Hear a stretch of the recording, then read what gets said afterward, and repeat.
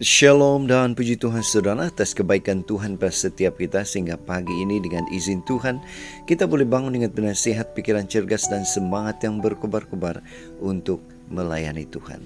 Untuk memulai renungan kita, mari kita berdoa.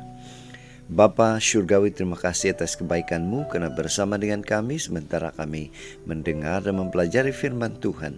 Dalam nama Yesus kami berdoa. Amin. Saudara dan saudari yang dikasihi dalam Kristus, tajuk renungan kita pagi ini ialah harapan di sebalik masalah.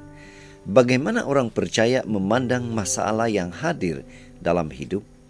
Firman Tuhan dalam Roma 5 ayat 2 mengatakan, melalui Dia kita juga beroleh jalan masuk oleh iman ke dalam anugerah ini. Di dalam anugerah ini kita berdiri dan kita bermegah dalam pengharapan akan menerima kemuliaan Tuhan. Nah saudara, bacaan kita hari ini kita boleh baca di dalam buku Roma 5 ayat 1 hingga 11. Ini merupakan penyataan Paulus kepada jemaat di Roma tentang hasil pembenaran Tuhan untuk manusia. Apa hasil pembenaran dalam hal menghadapi masalah?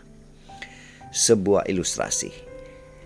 Hidup bebas dari pergumulan dan penderitaan selalunya dianggap sebagai ciri-ciri orang beriman. Hidup mereka hanya dipenuhi dengan berkat dan pengharapan. Sebaliknya, pergumulan dan penderitaan menunjukkan besarnya dosa seseorang.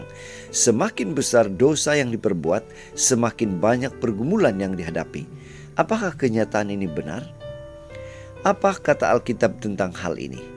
Jika kita menyerahkan hidup kepada Kristus, memang membuat kita beroleh damai sejahtera, karena kita beroleh anugerah dan diperdamaikan dengan Tuhan. Namun, di sisi lain, hidup dalam damai sejahtera tidak bermakna hidup akan bebas dari masalah, pergumulan, dan penderitaan. Selama manusia hidup di dunia, pergumulan dan penderitaan boleh menghampiri siapa sahaja, termasuk orang percaya yang beriman teguh. Bezanya, bagi orang yang sungguh-sungguh percaya kepada Tuhan, pergumulan dan penderitaan tidak lagi bersifat merosak, melainkan membangun, menjadikannya semakin tekun, tahan uji, dan berpengharapan kepada Tuhan, bergantung penuh pada Tuhan sebagai satu-satunya penolong. Saudara, apa aplikasi renungan ini untuk kita? Dengan memandang harapan di dalam Tuhan dan mengandalkan pertolongan Roh Kudus, orang percaya tidak perlu memandang masalah sebagai kutukan. Malah, kita bersuka cita karena penderitaan yang kita alami menjadi saluran pertumbuhan iman dan membuat kita lebih sabar. Terlebih lagi jika kita menyadari bahwa pengharapan juga menjadi milik orang yang mempunyai masalah.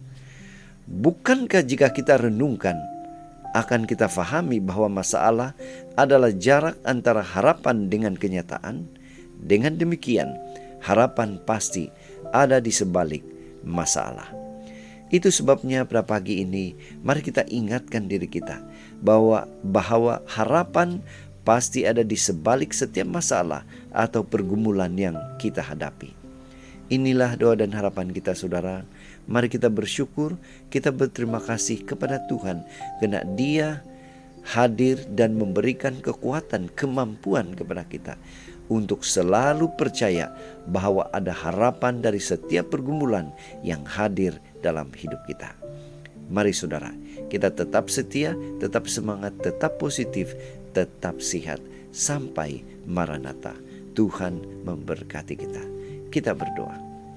Bapa Syurgawi, terima kasih atas kebaikan-Mu karena bersama dengan kami dan memberikan kami kemampuan untuk melihat setiap masalah itu adalah saranan atau saluran bagaimana kami akan terus dikuatkan.